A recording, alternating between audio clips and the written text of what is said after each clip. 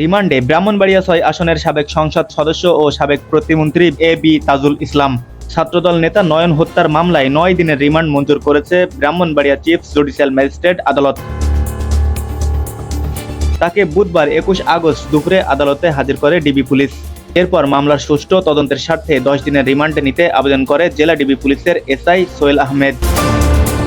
তবে রিমান্ড বাতিল ও জামিন চাইতে গেলে সেখানে বাদীপক্ষের আইনজীবীদের কাছে লাঞ্ছিত শিকার হয়ে সেখান থেকে চলে যান আসামি পক্ষের আইনজীবীরা। পরে শুনানি শেষে চিফ জুডিশিয়াল ম্যাজিস্ট্রেট আদালতের বিচারক সাদিকুর রহমান ৯ দিনের রিমান্ড মঞ্জুর করেন। জানা যায়, এর আগে ২০২২ সালের ১৯ নভেম্বর কুমিল্লার বিএনপি নেতাকর্মীদের সঙ্গে পুলিশের সংঘর্ষ হয়। সে সময় পুলিশ গুলিবর্ষণ করলে সেই গুলিতে আহত ইউনিয়ন ছাত্রদলের সহসভাপতি নয়নকে ঢাকা মেডিকেল কলেজ হাসপাতালে নেওয়া হলে তাকে মৃত ঘোষণা করা হয়। আর সেই মামলার তদন্তে অজ্ঞাতনামা আসামি হিসেবে সাবেক সংসদ সদস্য এবি তাজুল ইসলামকে মঙ্গলবার ২০ আগস্ট রাজধানীর বনশ্রী এলাকা থেকে গ্রেপ্তার করা হয়।